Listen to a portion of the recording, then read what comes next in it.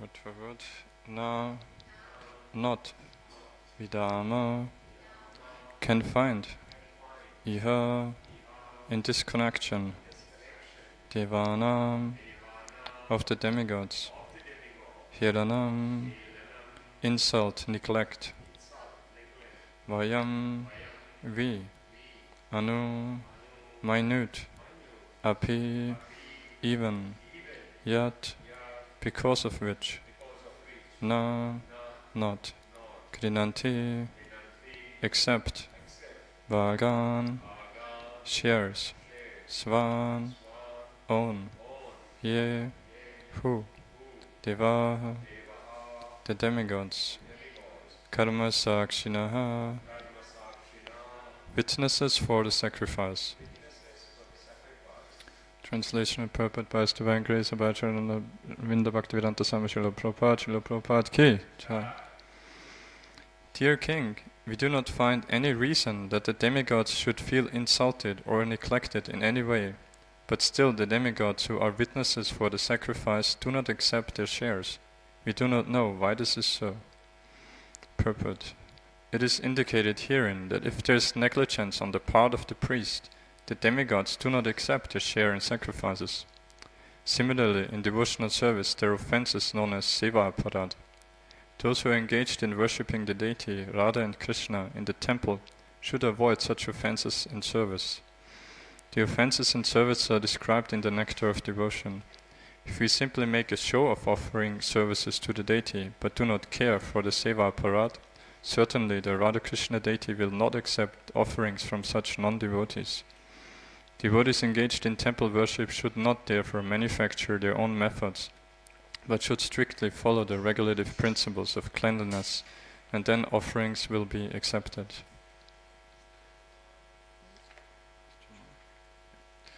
Om Jnanatimrandasya Karanjana Shadakya Chakshuran Militam Yena Tasma Shri Gurave Namaha Shri Chaitanya Manobhishtam Sthapitam Yena Bhutale Swayam Rupa Kadamayam Dadati Svapadantikam Vandeham Shri Guru Shri Uttapadkamalam Shri Gurun Vaishnavamshcha Shri Rupam Sakrachatam Sahagana Raghunathan Vitam Tam Sachivam Sadvaitam Savatutam Parichana Saitam Krishna Chaitanya Devam Shri Radha Krishna Padan Sahagana Lilita Shri Vishakan Vitamshcha He Krishna Karuna Sindhu Dina Bandho Jagatpate Gopesha Gopika Kanta Radha Kanta Namostate Tapta Kanchana Gorange Radhe Vrindavaneshwari Rishabhana Sate Devi Pranamami Hare Priya Vancha Kalpadarubhascha Kripa Sindhyuba Evacha Patitanam Pavanebhyo Vaishnavebhyo Namo Namaha Jai Shri Krishna Chaitanya Prabhu Nityananda Shri Advaita Gadadara Hivasari Gaura Bhakta Vrinda Hare Krishna Krishna Krishna Hare Hare Hare Rama, Rama Rama, Hare Hare. Hare Krishna. Thank you everyone for coming this morning. So, we are continuing on the pastime of this very pious devotee king, King Anga. How we heard in the recent classes and verses that he was a perfect king and a great devotee of the Lord, but somehow or other it's explained somewhere that due to some kind of discrepancy, some kind of sin he would have committed in a previous life, that he wasn't able to beget a son, and so then at one point he conducted a sacrifice for to get a proper son, and as we know, which is very important for Kshatriyas to have a successor, the next king. And but as we heard here, at that time it was expected, if you performed the yajna properly, that the devatas would personally come to attend and directly accept the offerings. And as we heard, the brahmanas conducting the sacrifice were surprised that the demigods didn't come actually. Because nowadays if someone hears something like that, people wouldn't even accept that there's something like demigods. And here we see how the brahmanas, they were at that time so elevated that they were very surprised and couldn't understand why the devatas are not showing up.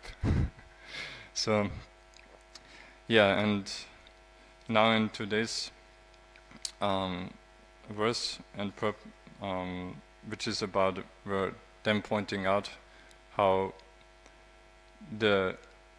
they can't find any reason that the demigods should feel insulted or neglected in any way, but still they are not coming. So, and Prabhupada on that point, he's particularly talking about deity worship, how it is very important to not be neglectful in deity worship, in other words, to commit various offenses, as Prabhupada says, are described in, especially in Nectar of Devotion. And of course, if we read that list, it feels a bit scary perhaps, how many types of offenses there are that we can commit.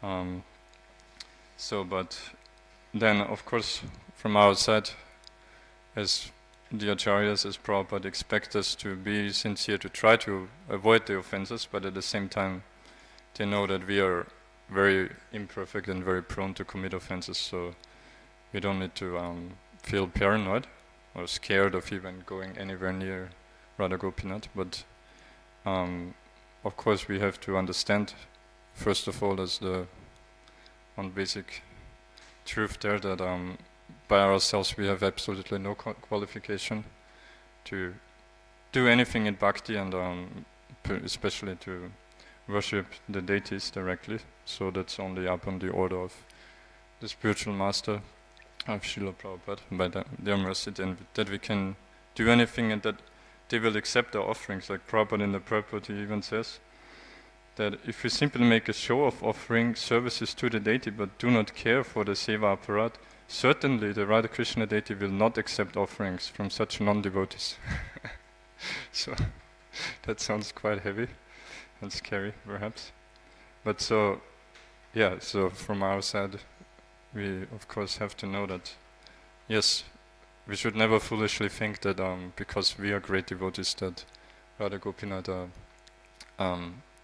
accepting our services. It's always only upon the strength of their pure devotees, of Srila Prabhupada, that they hopefully may accept. And yes, they will accept, like particularly for us, we know that Srila Prabhupada famously prayed to Shri Shri Radha Gopinath that I'm leaving you in the hands of the mlechas, and kindly give them intelligence to worship you nicely. And one which I recently read, one example on the positive side about deity worship in Chaitanya Charitamrita is with Raghava Pandit, because in Madhya Lila, in that section that I've been reading, like recently, Chidananda Nimaprabhu, he was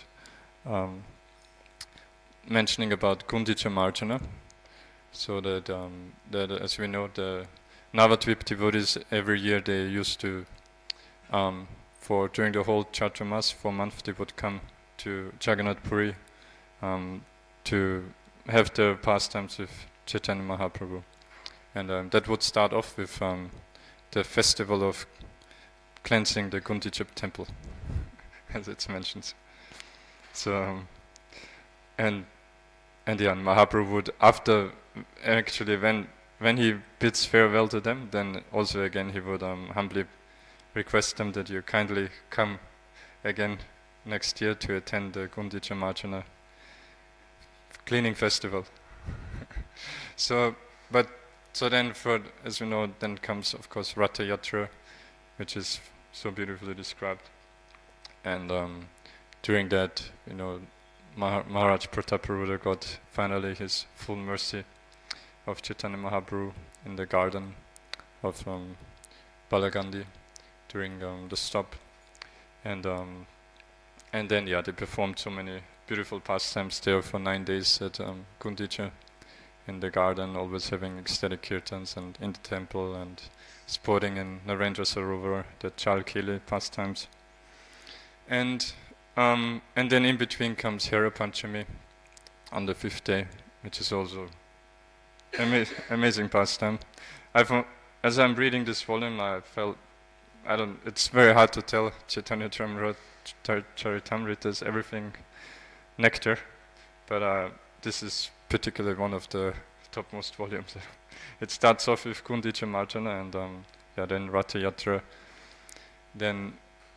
Ratha Yatra. Then there's also a next chapter called the performing Vrindavan pastimes, which is still there in Gundicha only. Description of how, and which then includes the Hera Panchami. And therein, Mahaprabhu, it's not just that it witnessed the pastime of Lakshmi Devi herself coming out in apparent great anger on Lord Jagannath, that he had promised to come back after a short time, just for a short trip going on Ratha Yatra, but then stays out there for 9 days. But while they are witnessing that enactment of that pastime by the devotees of Jagannath, during that time, then Mahaprabhu actually has an amazing conversation with Swarup Damodar Goswami about that very elevated topic. I won't go into it anyway, just briefly mention about the demand, the transcendental anger of Krishna's associates in conjugal love. And so then they go into with the gopis and Srimati Radharani. It's just, of course we can't, at least neophyte like myself, can't understand those things very deeply, but it's inspiring just to see, like, kind of, first of all, it makes it so clear that those Krishna's dealings with the gopis and the queens and everyone, it's completely transcendental, because there sit the Mahaprabhu in the form of a sannyasi, and Swarup Damodar Goswami, who is also kind of a sannyasi, it said, but not fully following the sannyas print, like the external sannyas formalities, but more as a brahmachari. But in any case, a completely renounced person. So and they talk about those kind of things.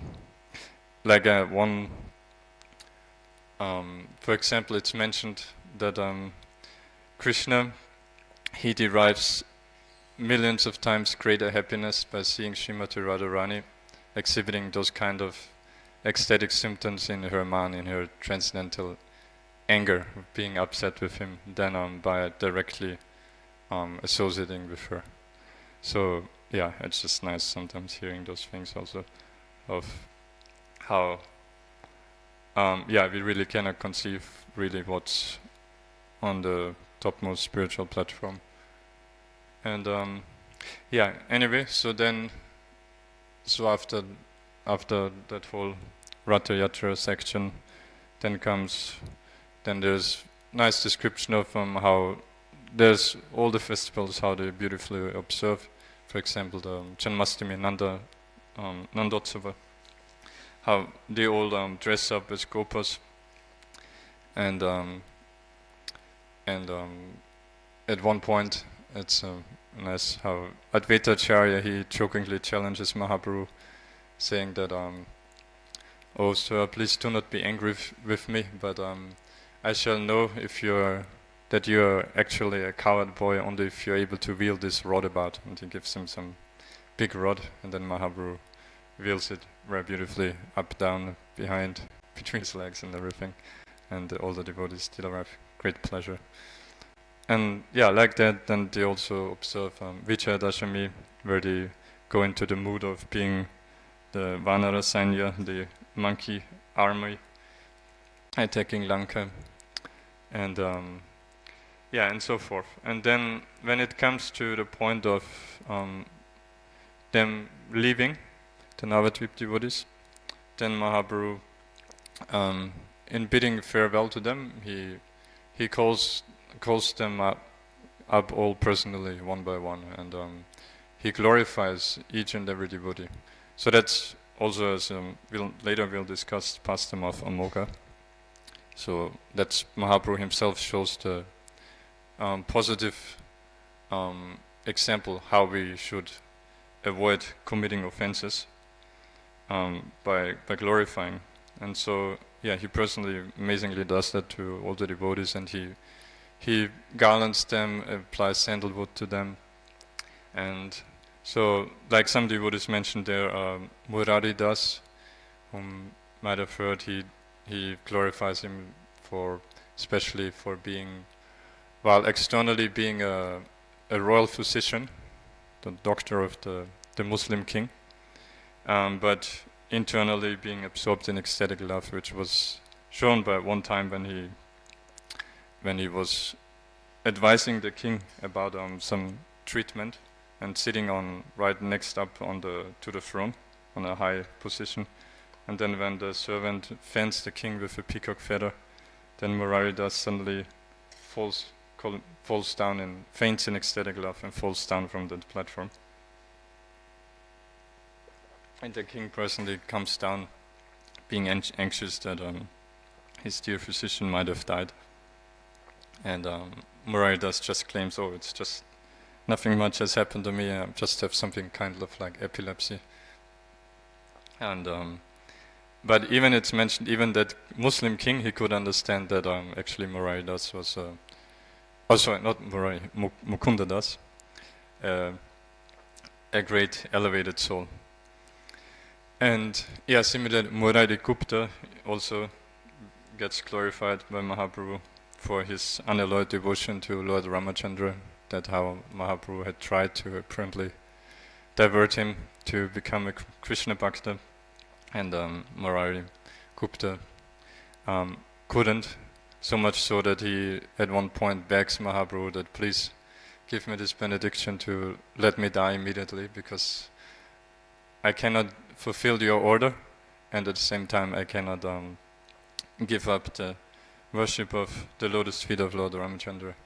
And it's like CC is on that level always. It's that's why it said it's the postgraduate study after Bhagavatam, because then hearing that it's mentioned just like that and no explanation, but devotees are supposed to understand that hearing this from Murari Gupta, Chaitanya Mahaprabhu became very happy that he, in complete anxiety, apparent suffering, saying that, "Oh, please let me die immediately." And Mahaprabhu became very happy. But obviously, why did he become very happy? Because he says to him then even that the whole reason why I apparently tried to convince you to give up the service of Lord Ramachandra was to expose your full devotion, chastity to your worshipable Lord. And and then now we wanted to come to especially was Raghava Pandit. So when Mahaprabhu glorifies Raghava Pandit, actually, like in that section, he glorifies also especially all the four devotees that we hear later than in Antya-lila as examples of Mahaprabhu's Avirbhav appearance. Because it's mentioned that apart from his Sakshat as direct appearance performing his Prakat Lila 500 years ago, he simultaneously also at particular places appeared as Avirbhav, which means where not everyone could see him, but only a few certain devotees. And then the third one is Avish, where he simply appears as a particular empowerment. But so concerning Avirbhav, there the four examples are: first, he talks to Lord Nityananda Prabhu, how that tells him that whenever you dance, I will always be there and watch your dancing, but you will be able to see me, but others won't. And similarly to Srivas Thakur, he says how whenever you perform, so he instructs him, you go on always performing the congregational chanting in your house, and whenever you perform your kirtan, I will also be there dancing your kirtan, and you'll be able to see me, but not others. Similarly. and also Mother Sachi, who whenever she cooks for Nimai, even after he had left, taken sannyas, she externally she cooks. I mean, in one sense you can't really say because both are the same person, her Gopal deity and Mahaprabhu, both are Krishna. But so when she offers to Gopal, particularly she of course remembers her Nimai in her motherly love, and it's mentioned, and Mahaprabhu says himself that she actually always feels my presence, but she doesn't believe that I'm actually there coming to accept the offerings, because whenever she cooks, it's mentioned also he comes in his avyabhav to accept her offerings. And then the fourth one is Raghava Pandit, where he glorifies him particularly for his deity worship. That's why I want to mention him here. How that his love is so deep that in his particularly exhibited through his deity worship, that Krishna, Mahaprabhu would personally always come there and accept the offering. So Mahaprabhu especially points out the example of the standard of how he worships the deity, how serious he takes it, as on the coconuts he gets for them. Because Mahaprabhu tells that Raghava Pandit, he actually has a big garden with hundreds of coconut trees. And he says coconuts is just as one example, but the same thing with like so many other fruits and boga that he would get for his deity worship. But so on the telling about the coconuts, says he has hundreds of trees, which means thousands or millions of coconut fruits directly in his garden. But still he is always very eager to hear about if the topmost quality of coconuts would be available somewhere even in some distant villages. And so whenever he would hear that the very best quality is available in some particular village, he would immediately go there or arrange to get those and buy them it's mentioned for a very high price actually, because he tells something like the normal price for coconuts there was like 5 panas or something, remember particularly, and then there he pays something I think more than 20 times the price. So yeah, we would think, okay, to get some better quality somewhere in a shop we might pay maybe double the price, but so he pays huge amount compared to normal price, takes a lot of effort to bring it from a large distance, and then very carefully he always prepares them, clipping the coconuts and everything, and then he keeps them for a few hours in cold water to have them nice cool. And then whenever he offers them personally to Krishna, to the deity, he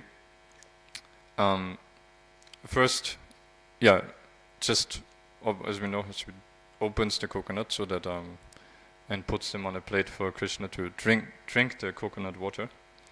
And while Krishna is accepting the offering, he goes in meditation and in ecstasy meditates on how Krishna is eating. And then when he goes, then he checks and sees if when the coconut water is actually drunk, then he takes them and takes out all the pulp of the coconuts, and then puts that on a new plate and offers it again, and then Krishna, he again, Mahaprabhu eats all the flesh as well, and Raghava Pandit, it said, he gets more and more inspired seeing that in his ecstatic love, and then sometimes after eating, Krishna sometimes again gives it back as well, and Raghava Pandit accepts the Mahaprasad.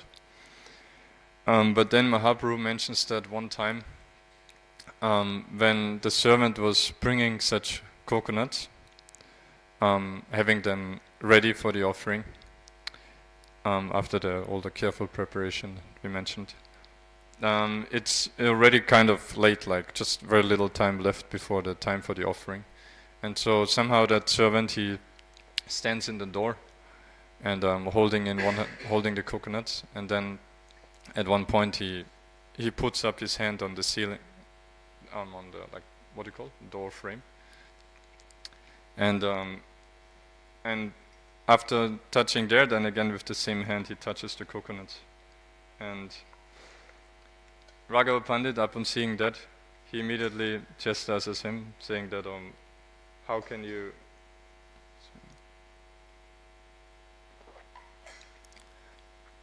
with that he's saying that people walk in and out of the door, and from their feet some dust gets blown up on the door frame. So when you touch that, and then your hands become full of dust from people, and then feet, and then you touch the bhoga that is meant to be offered to Krishna, so it has become contaminated. And then immediately those very expensive, nicely prepared coconuts, Raghava Pandit just takes them and throws them over the wall.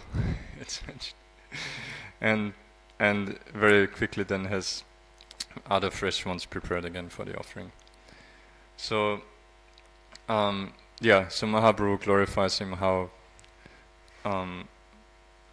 his standard of deity worship is like that. And in one purport, Prabhupada quotes there his spiritual master Srila Bhaktisiddhanta Saraswati Thakur, whose disappearance day we observe today, that we should not think that because as neophytes we might feel, well, like, why does he have to just throw away like that, be so fanatic, like with cleanliness, it can be washed again and offered, right? Coconuts there, anyway they have a thick skin and everything, right? So obviously on our level we cannot imitate it. Doesn't, anyway, now in Kali Yuga everything is so contaminated, wherever we buy it. And like, I used to go to flower market, for example, they throw the flowers and the vegetables, everything on the floor, and then they sell it to you, and all those things. So, but still, from our side, of course, we do the best to try to have everything as pure as we can. But yeah, of course, we cannot imitate. We can't have it really very pure. But so yeah, Srila Bhaktisiddhanta Saraswati Thakur, he says, but we shouldn't think that Raghava Pandit is just like a cleanliness maniac, that he's just so particular. Like some materialists might also be, that they just cannot tolerate any dirt, and they just clean the whole day. But for Raghava Pandit, obviously, we should not think that it's like that, but rather it's an expression of his pure ecstatic love for the Lord.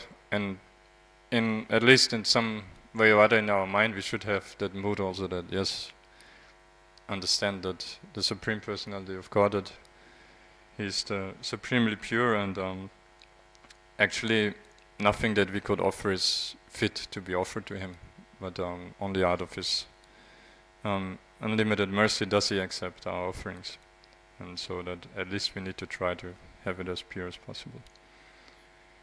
And so that's another positive example about deity worship. And now regarding offenses to the Lord, so after Mahaprabhu bids farewell to all his Navadvip devotees, then Sarvabhauma Bhattacharya, who is obviously a resident of Jagannath Puri, who heard about him, you would know that how famously Mahaprabhu, when he first came to Jagannath Puri, how he converted him from a Mayavad, greatest scholar at that time there, into a pure devotee. And Sarvabhauma Bhattacharya, when he saw then that all the Navadvip devotees had left, who of course were always eager to invite Chaitanya Mahaprabhu for lunch. Especially, of course, the most senior is Advaita Acharya, so he had the first right. It's also actually a beautiful description there, how when every day Advaita Acharya would go to Mahaprabhu's residence at the house of Kashi Mishra and worship Mahaprabhu with Arti, and then Mahaprabhu would in turn take the paraphernalia that he didn't use and worship back Advaitacharya. And it's so funny that it's mentioned how Mahaprabhu, he put a certain mantra he would use to worship Advaitacharya, which goes Yosi Sosi Namostute, which means whatever you are, but I offer my respects unto you. Which I find quite funny, because generally Shastra and our acharyas are very clear-cut. Okay, who is Krishna? Who are we? And so sounding something like that. Whatever you are, you are. But of course, in their pastime, they are both the Supreme Personality of Godhead, but have those kind of loving exchanges where they both prefer to go into the mood of a devotee and worship the other person. So, and on top of that, it's described Mahaprabhu, he would make some sound in his mouth to make Advaitacharya laugh. So anyway, so those things were going on while the Navadvip devotees were there. And then, so that's why after they left, and Sarvabhauma Bhattacharya figured that now Mahaprabhu has no excuse to deny his invitation. And so it's quite amazing how he invites Mahaprabhu, because as I just had mentioned, especially Sarvabhauma Bhattacharya, he was, before so-called becoming a devotee, he was like the topmost scholar and fully perfect in following all the regulative principles, injunctions of the Vedas. So he knows most well what are the religious principles of a sannyasi, and also he knew that Chaitanya Mahaprabhu, in his pastime of a sannyasi, was always very concerned to nicely follow all the rules and regulations of sannyas, to set the example and not to induce others to criticize him, and thus so that their bhakti would be inhibited because of him being the Supreme Personality of Godhead. It would be aparad, obviously, anyone who criticizes him. So that's also one reason. So anyway, Sarvabhauma Bhattacharya perfectly knew that, but still, how he invited Mahaprabhu is following at his feet. He requested him to accept lunch for 1 month, and because as Mahaprabhu tells him also, that's not the sannyas dharma. Our dharma is madhukari, every day going house to house, taking little, and never being fixed to one house, except kind of exceptions during Chaturmas. As we know, when, for example, in the South Indian tour, he spent a 4 month with Venkat Bhatta, the father of Gopal Bhatta Goswami. I find that reminded me of hearing from His Holiness Tamal Krishna Goswami Maharaj, when he, at the time with Srila Prabhupada, when it came to trying to acquire some properties for a new temple somewhere, then apparently Tamal Krishna Goswami Maharaj, Prabhupada would tell him that you play like the bad guy and Prabhupada the good guy. And so Tamal Krishna Goswami Maharaj, he would do the negotiation, started with the agents, and he would make a absolutely ridiculous suggestion of what they are prepared to pay for the property. So, and then they would argue and fight, like and Maharaj mentioned, and then when the agent, they would already be like kind of almost collapsing, like, well, what kind of what things is he proposing? And then at the right time, then Srila Prabhupada, he would then step in and say, okay, and don't fight, we can settle that very nicely, we can, from both sides. And then he would give some suggestion which is still very, very low, but then the agents, they would then be ready to accept. So similarly here, we see that kind of pastime also with Sarvabhauma Bhattacharya inviting Mahaprabhu. So first he says 1 month, which is like completely ridiculous for a sannyasi to accept. And then like that, then they go back. Mahaprabhu always says, no, I mean, you know the Dharma, I cannot accept anything more than one day. And so gradually Sarvabhauma Bhattacharya says, okay, for 20 days, then for 15 days, 10 days. And then finally, in utter humility, grabbing the Mahaprabhu's lotus feet, then he begs him for 5 days. And so then Mahaprabhu agrees, okay, 5 days I will come. And on top of that, then Sarvabhauma Bhattacharya, being very smart, he tells him also he is planning, already inviting the sannyasi associates of Mahaprabhu, like Paramananda Puri, he invited for another 5 days, and then Sarup Damodar Goswami and so forth. So in that way he filled up his whole month with either Mahaprabhu himself or associates of Mahaprabhu sannyasis.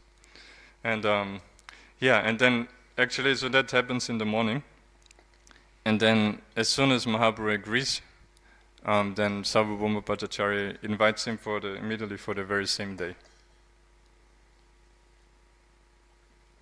So, and then as he, we're getting late. So as he goes home, he informs his wife, whose name is not her, like the name used for her is actually Shatira Mata, which means the mother of Shati, of your daughter. I suppose because for the particular pastime, Shati's husband, then their son-in-law Amoga is important. In any case, so Shati Mata, when she hears from Sarvabhauma Bhattacharya, like it's not like we might think, hey, if someone comes, your husband comes home and tells you, oh, today for lunch, the Supreme Personality of Godhead will come, so quickly cook something. You might be quite upset that, hey, you should plan a bit ahead at least for such a challenge. So, but it's mentioned now that she was extremely happy to hear that and then to engage in cooking.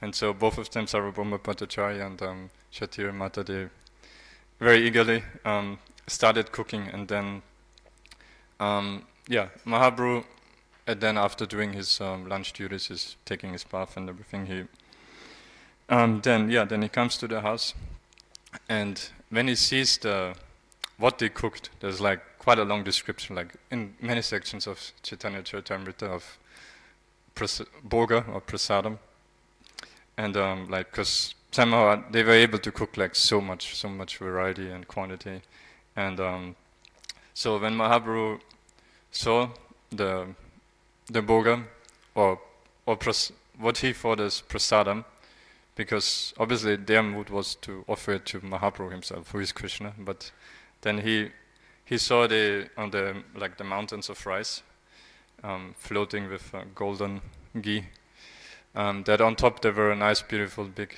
Tulsi Mancharis, flowers of Srimati Tulsi Marani. And so Mahaprabhu said then, oh, I can see you put Tulsi, so you must have offered it to Radha and Krishna already. And but yeah, he points out how he was astonished how is it possible that you two persons in such a short time, he said apparently 6 hours, you were able to cook so much. And he says actually that even 100 ordinary people on 100 stoves would not be able to cook that kind of food in such a short a time. And so Sarvabhauma Bhattacharya, he just nonchalantly says, yeah, actually that same person who is gonna accept the food, it's by his mercy only that we're enabled to do that. It's not very wonderful, and he says we haven't really exerted it ourselves much either. So which shows, of course, how for pure devotees how Krishna can empower them amazingly, and also how the devotees never claim any credit from their side, and on the other hand, Krishna, because Mahaprabhu then he goes on glorifying them for, how fortunate you are to cook such kind of food for Krishna, and so we see also how Krishna is always eager to give credit to his devotees, and so then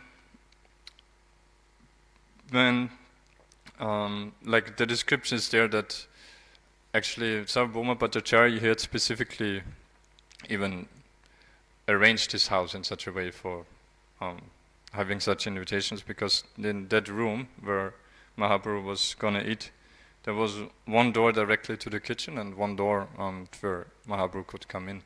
So Sarvabhauma Bhattacharya, he knew that his son-in-law Amoga was, even though externally a Brahmana, but he was known for his fault finding. So he was kind of envious, jealous, and so that's why he was very anxious to make sure that Amoga would not come and see Mahaprabhu eating. But then when Sarvabhauma Bhattacharya started to serve the food, and then Amoga was able to sneak in through that side door. And as soon as Amoga saw all these gorgeous preparations and just being served to one sannyasi, then he immediately pointed out, "Oh, how is it that this food is enough for at least 10 people, and then here one sannyasi alone, he's gonna eat that all?" And so that's all he said. And then by the time immediately Sarvabhauma Bhattacharya, he had actually before he was carrying a stick, particularly for guarding, so he immediately got his stick. Actually, just by the way he looked at Amoga in great anger, was Amoga immediately could understand his mood and fled. But then Sarvabhauma Bhattacharya took his stick and started running after Amoga, cursing him. And in the meantime, Mahaprabhu was had his fun watching. So then at one point, Sarvabhauma Bhattacharya had to give up because he was, of course, a bit elderly. So how would he be able to catch his son-in-law by running? And then and he still continued cursing Amoga, and Mahaprabhu was just laughing and telling him not to take it seriously.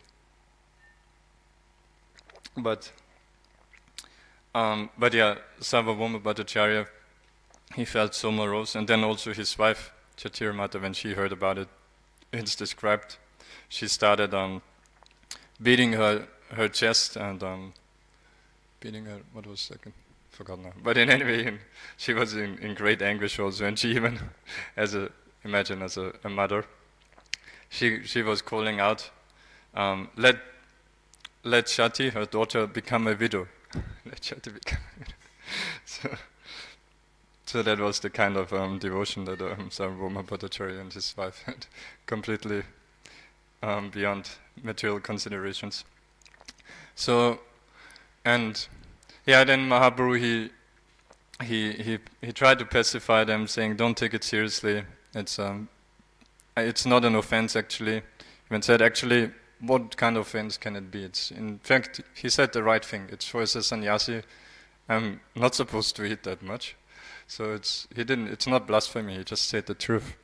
And in any case, still they were very morose after he left. Sarvabhauma Bhattacharya also followed him, again fell at his feet, rebuked himself, said like things like, "Oh, my Lord, great endeavor, I invited you to my house, you kindly came, and I just brought you to have you blasphemed here, so like what kind of devotee am I?"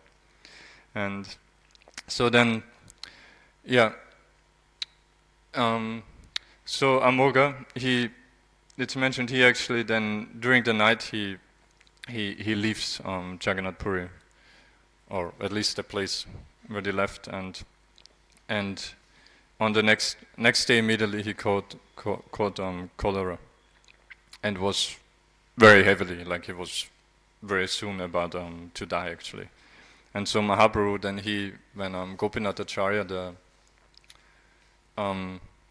is he son-in-law of Sarvabhauma Bhattacharya? Brother-in-law. Okay.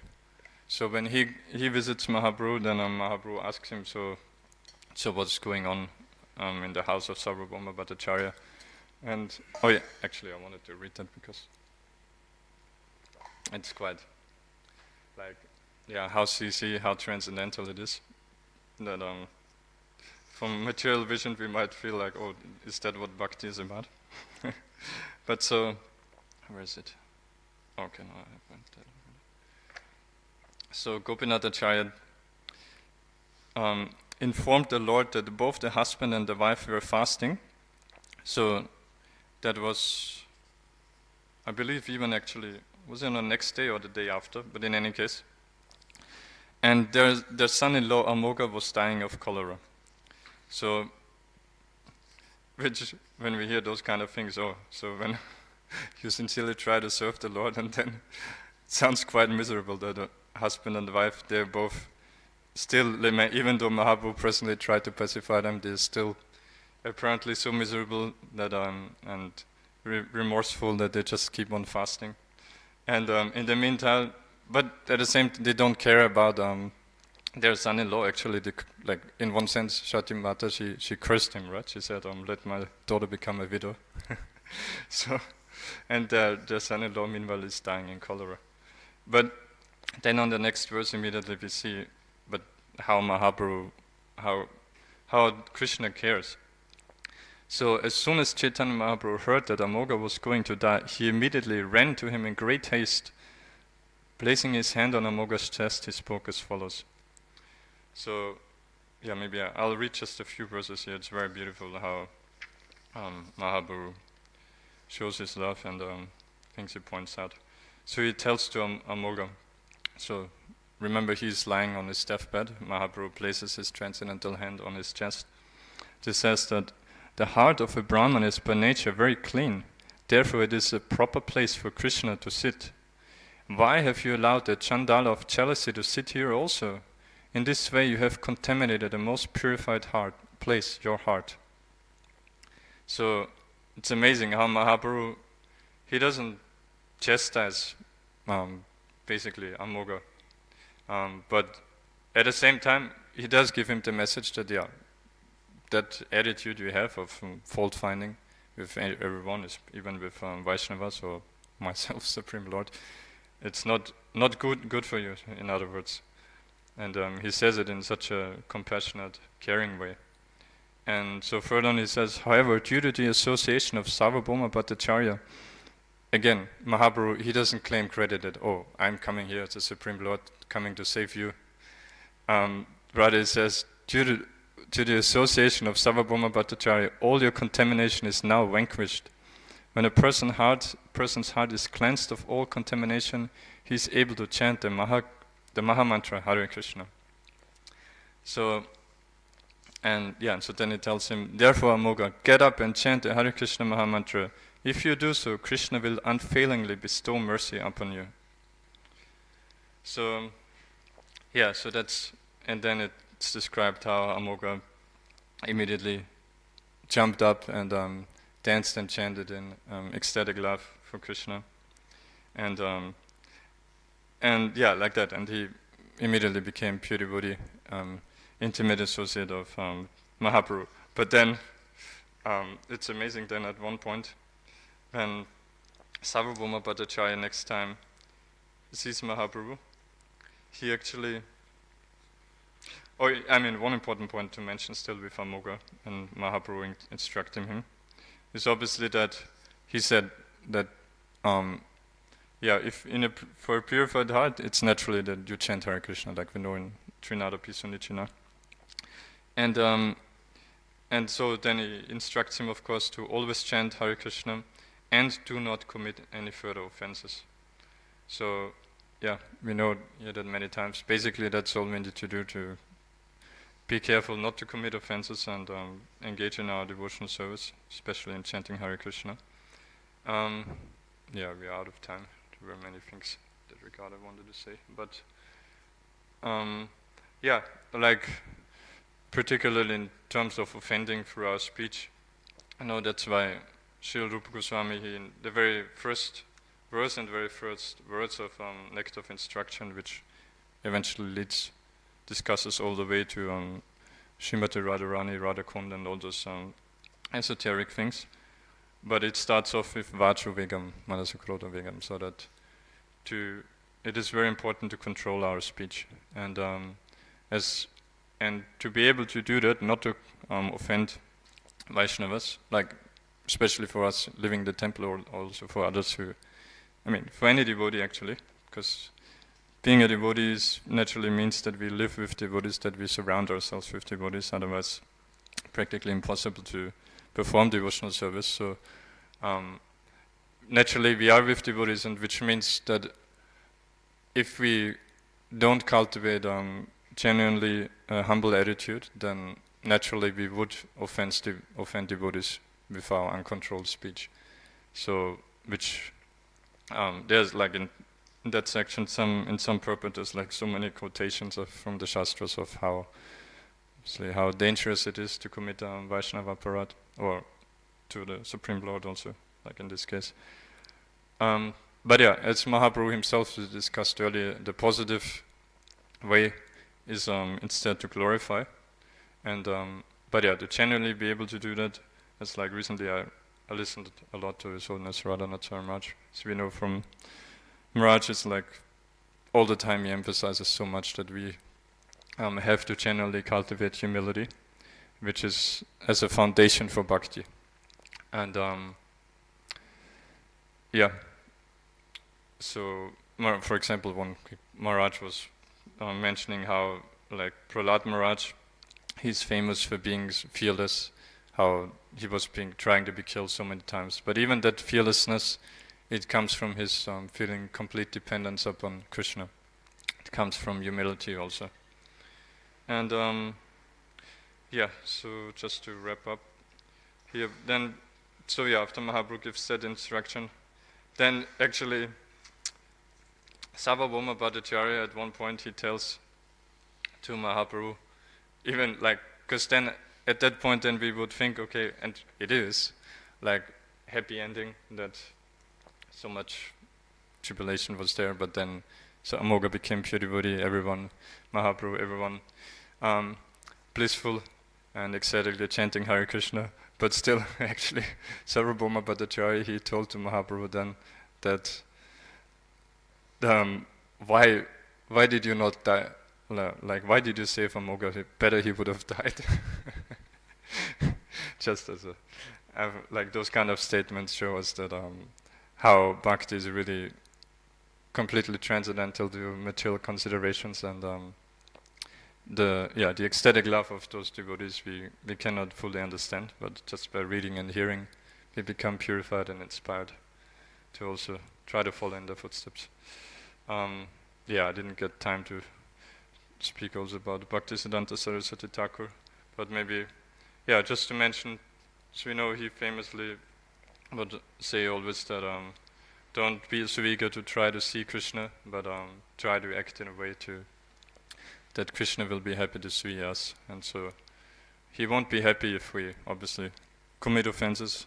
He won't be happy at all, but rather, if we try to follow in those footsteps to humbly serve the Vaishnavas, serve Radha Gopinath, and they'll always be happy to mercifully glance upon us.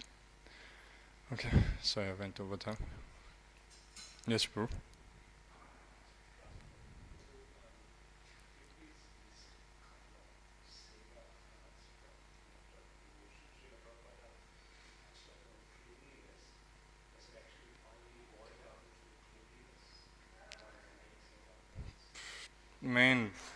Can't say. I haven't recently looked at it.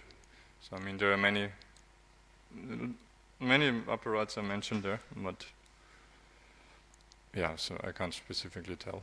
But I mean, most importantly, obviously, it boils down that to have at least, if not the full realization, but the proper understanding and mood of how accepting the deity as directly as Krishna.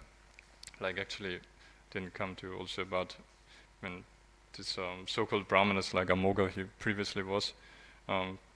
Prabhupada in the purport there he mentions about those Kali Yuga so-called brahmanas, how they don't accept the deity in that way, and so they sometimes are great offenders also.